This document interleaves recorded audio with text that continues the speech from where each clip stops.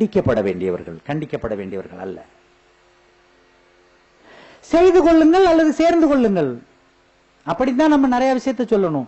தேன் என்பது அவ்வளவு முக்கியம் முக்கியம் முக்கியம். டெய்லி உங்க டைனிங் டேபிள்ல தேனை வச்சு சும்மா ஒரு ஸ்பூன் தேனை வீட்டில் இருக்கிற எல்லாரும் சாப்பிட்டீங்கன்னாவே அனைத்து பிரச்சனையும் தீர்ந்துரும். உடம்பில் புற்றுநோய் வராது. டிஸ்இன்ஃபெக்ஷன்ல முக்கியமானது தேன். அதே மாதிரி நாட்டு சக்கரை கருப்பட்டி அங்காடியில நிறைய பார்த்திருப்பீங்க. இப்ப ஜீனி வச்சிருப்பீங்க, ஜீனியை நெருப்பு வச்சீங்கன்னா எரியும். டெட் பாடியோட போட்டு கொளுத்தி பாப்பீங்க. பிரேதம் எரிக்கிறப்ப ஜீனி அள்ளி கொட்டுவாங்க. ஒரு 3 சத்தம் மட்டும் தெரிஞ்சுக்கங்க, ஜீனிக்கும் நாட்டு சர்க்கரைக்கும். கருப்பட்டி நாட்டு சர்க்கரை எது வேணாலும் இருக்கலாம். தென்னை மரத்துல இருந்து எடுக்கிறதும் கருப்பட்டி தான், பனைமரத்துல இருந்து எடுக்கிறதும் கருப்பட்டி தான், கரும்புல இருந்து எடுக்கிறதும் கருப்பட்டி தான், வளைகுடால ஈச்ச மரத்துல இருந்து எடுக்கிறதும் கருப்பட்டி தான். பதனி எது எதுலாம் வருமோ, எதை புளிஞ்சா தண்ணி வருமோ அதெல்லாம் சர்க்கரை செய்யலாம். ஜீனில இரும்பு சத்து 0, சர்க்கரை சத்து அதுல இரும்பு சத்து இல்ல. பாஸ்பரஸ் எரிசத்து ஒரே 1 மில்லிகிராம். கால்சியம்னு சொல்லக்கூடிய சுண்ணாம்பு சத்து 11.4. ஆனா நாட்டு சர்க்கரையில் எவ்வளவு தெரியுமா? சுண்ணாம்பு சத்து 80 மில்லிகிராம். 80. பாஸ்பரஸ் எவ்வளவு தெரியுமா? 40 மில்லிகிராம். இரும்பு சத்து எவ்வளவு தெரியுமா? 12 மில்லிகிராம். அப்ப ஒரு கரண்டி நாட்டு சர்க்கரை டெய்லி சாப்பிட்டாலே இரும்பு சத்திலிருந்து, சுண்ணாம்பு சத்திலிருந்து மூளை வளர்ச்சிக்கு அவசியமான சத்து என்ன? பாஸ்பரஸ். இந்த 3 சத்தும் அபண்டண்டா கிடைக்குதே ஒரு சின்னோண்டு ஒரு கரண்டி கருப்பட்டியில. கருப்பட்டிய எப்படி குடிக்கலாம்? Coffee tea. காப்பி டீங்கிறது ரொம்ப கொடிய பானம் அப்படிங்கிறது ஒரு பக்கம் இருந்தாலும் நீங்க குடிக்கணுங்கிறப்ப காப்பி டீக்கு நான் உங்களுக்கு சொல்லிடுறேன். ஏன்னா ஐயா மாமரம் நிறைய வச்சிருக்காரு. காப்பி குடிக்கணும்னா 2 குடிங்க இப்போதைக்கு. ஒன்னு மாங்கொட்டை இருக்கு இல்லையா, மாங்கொட்டையிலேருந்து பருப்பு எடுத்து காய வச்சு பவுடர் பண்ணி டப்பால கொட்டி வச்சுட்டீங்கன்னா, நீங்க எல்லா சீசன்லயும் ஒரு ஸ்பூன் மாங்கொட்டை பருப்பை போட்டு கொதிக்க வச்சு வடிகட்டி நாட்டு சர்க்கரையை போட்டு ஆத்தி சாப்பிட்டீங்கன்னா பிரம்மாண்டமான காப்பி. மாம்பருப்பு காப்பி, சிறுநீரகம், கர்ப்பப்பை, இதுக்கெல்லாம் மெடிசன். அது என்ன ₹1,00,000? எவன் மாம்பழம் சாப்பிடறானோ அவங்ககிட்ட கொட்டையை மட்டும் நீங்க வாங்கிட்டு வந்துருங்க. நீங்க காசு கொடுத்து மாங்கொட்டை வாங்க வேணாம், சாப்பிடுறவன் பக்கத்திலே நின்னுங்க, இதுல போட்டிருப்பான்னு சொல்லுங்க. நாவப்பழம் போன சீசன்ல நாங்க செஞ்சிட்டோம், நீங்க செஞ்சு பாருங்க. ஒன்னும் ஹைஜீனிக்ங்கிற பேர்ல அபத்தத்தை செஞ்சுக்கிட்டு இருக்கோம்.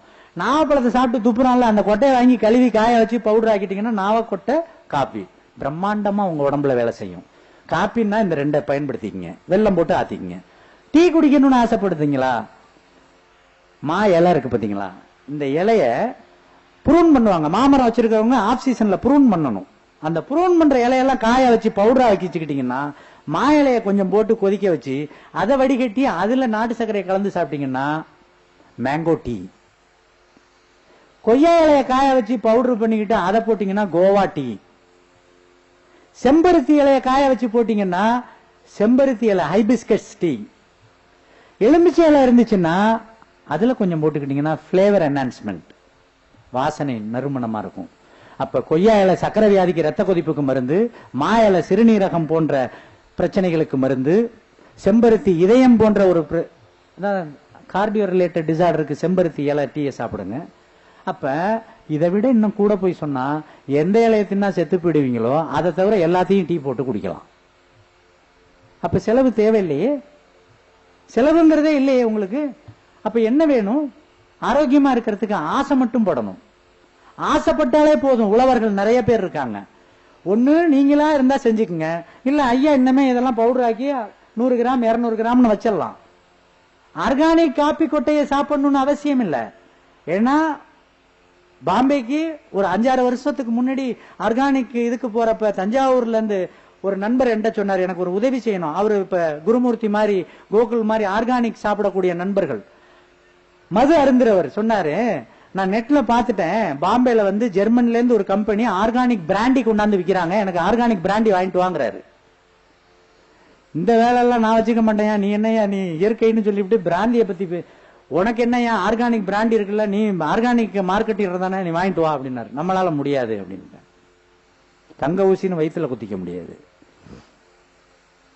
அப்ப அந்த ஆர்கானிக்ங்கிறதுல காப்பி கொட்டையை வச்சு குடிச்சுக்கிட்டு இருக்கோம் இல்லையா, எங்கேயோ யாருக்கோ விளைஞ்ச ஒரு பொருள், அது நாட்டை காடை அழிச்சு நாடாக்கி அந்த இடம் ஏன் அந்த வெஜிடேட்டிவ் எல்லாம் மலை மேகத்தையே ரிசீவ் பண்ணாது, அந்த டீ இலையெல்லாம். ஆனா இந்த மரங்கள் மலையை ரிசீவ் பண்ணும். இந்த கேனபீஸ் சொல்லக்கூடிய சிவிகை மலையை இறக்கும். ஆனா டீ காபி பயிர்கள் மலையை இறக்கக்கூடிய மேகத்தை திரட்டாது. சின்ன சின்ன விஷயங்கள் தான். நீங்க டீ தூள் குடிக்கணுமா, இந்த மாதிரி எந்த இலைய வேணாலும் போட்டு குடிச்சு பாருங்க. குடிச்சீங்கன்னா தான் அந்த இன்பம் உங்களுக்கு தெரியும். உங்களுக்கு பட்ஜெட் வேற ரொம்ப குறைஞ்சு போயிடும். பணமே ஒட்டடை அடைஞ்சிடும். வீட்டுல வச்சீங்கன்னா பணத்தை எடுக்கிறப்ப அதுல கொஞ்சம் ஒட்டடை அடைஞ்சிருக்கும், பழைய காலம் மாதிரி. இப்ப என்னன்னா சூடாவே இருக்கு. பணம் சுட சுட வெளியே போயிட்டு இருக்கு, பிரிண்ட்ல இருந்து வெளியில போயிட்டு இருக்கு. பணம் மக்கி போய் பணத்தை எடுத்தாலே சளி பிடிக்கணும். அதுல இருக்கக்கூடிய பங்கஸ் போய் பணத்தை தொட்டையா ஒரே தும்மலியா அப்படின்னு சொல்றவன் பணக்காரன். நோய் இருக்கக்கூடாது. பணத்தை பை நிறைய வச்சுக்கிட்டு எதுக்கு பணம்? எதுக்கு பணம்? பணம் என்பது மனிதனை சீரழிக்கின்றது. பணத்திலிருந்து விடுபடுங்கள். தேவை மிக மிக அவசியம்.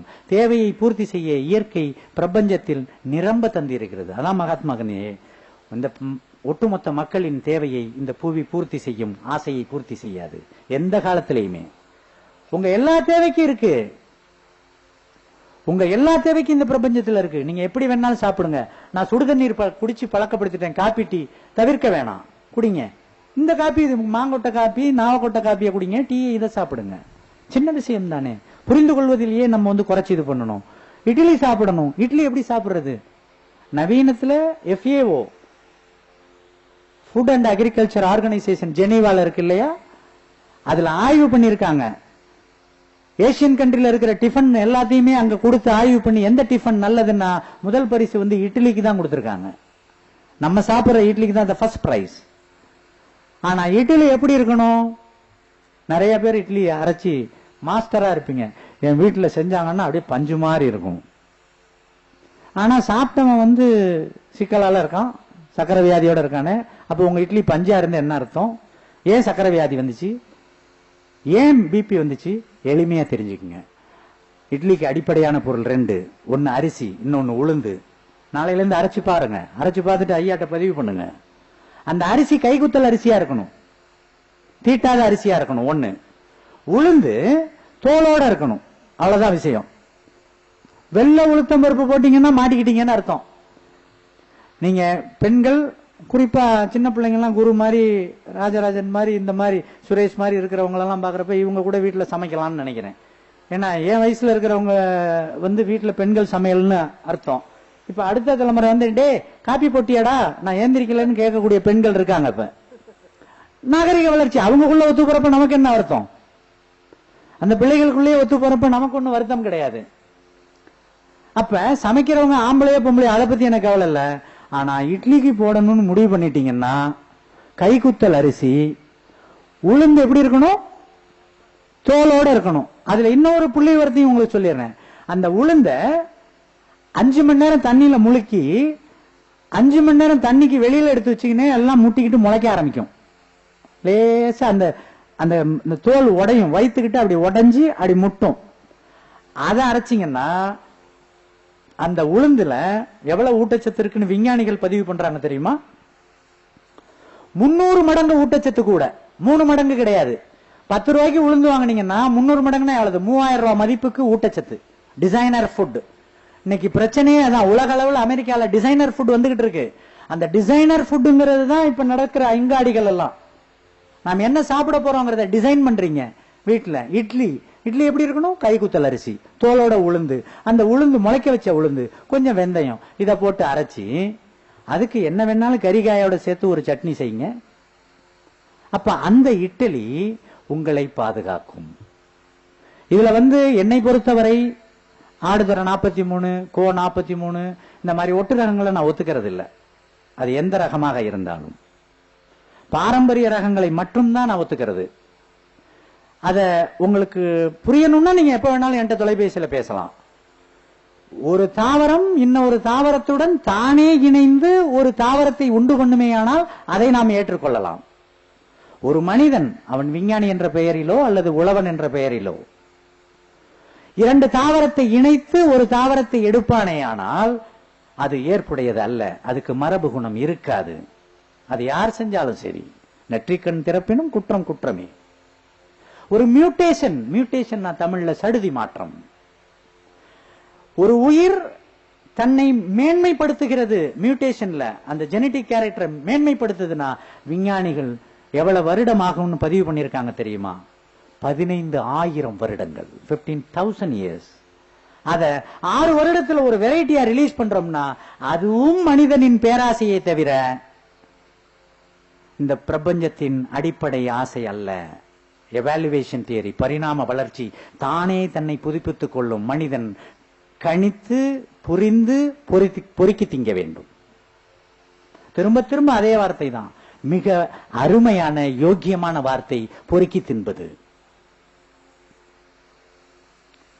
ஏண்டா பொறுக்கி திங்கிற? பொறுக்கி திங்கிறதெல்லாம் பொழைச்சுக்கும். வனத்தில் நம்ம இடம் தான் வனம். வனம்னா என்னமோ 100 ஏக்கர் வாங்கிட்டு போறதுன்னு இல்ல. நீங்க வீட்டுல இருக்கிற வீடு இல்ல, உங்க வீட்டுல கொல்ல பக்கம், தெரு பக்கம் அல்லது பிளாட்ல இருந்தா தொங்கு தோட்டம், horizontal garden, vertical garden, hang garden, இப்படி நிறைய இருக்கு. மாடி தோட்டம் என்ன வேணாலும் செஞ்சுக்கலாம். சின்ன சின்ன சின்ன விஷயங்கள் தான். பிரண்டை, கோவக்காய், ஆவக்காய், தினசரி பூசணிக்காய் சாப்பிட்டீங்கன்னாவே உங்களுக்கு எந்த வியாதியும் வராது. அது கோடை காலம். பூசணிக்காய் நான் நகைச்சுவையா சொல்றது உண்டு. மூந்தன் மாதிரி இருக்கக்கூடிய பிராமணர்கள் பத்திரமா வீட்டுக்குள்ள எடுத்துட்டு போயிடுவாங்க. தமிழம் பூரா ரோட்ல போட்டு உடப்பான், திஷ்டி கழிக்கிறானாம். ஒரு கழுத்து இவ்வளவு கூட தூக்குறதுக்கு கட்டடம் இருக்காது, அதுக்கு பாத்தீங்கன்னா அந்த கட்டடமே உழுவுற அளவுக்கு ஒரு பூசணிக்காய் கட்டியிருப்பான். பூசணிக்காய டெய்லி வாங்கி இவ்வளவு நீட்ட பூசணிக்காய மிக்சியில போட்டு அடிச்சு கொஞ்சம் தண்ணியை ஊத்தி அடிச்சு வடிகட்டி தேன் கலந்து காலையில சாப்பிடுங்க. இந்த கோடையில் இருக்கின்ற எந்த வியாதியும் வராது. சின்ன சின்ன விஷயங்கள். உணவு மருந்தாக இருக்க வேண்டும்.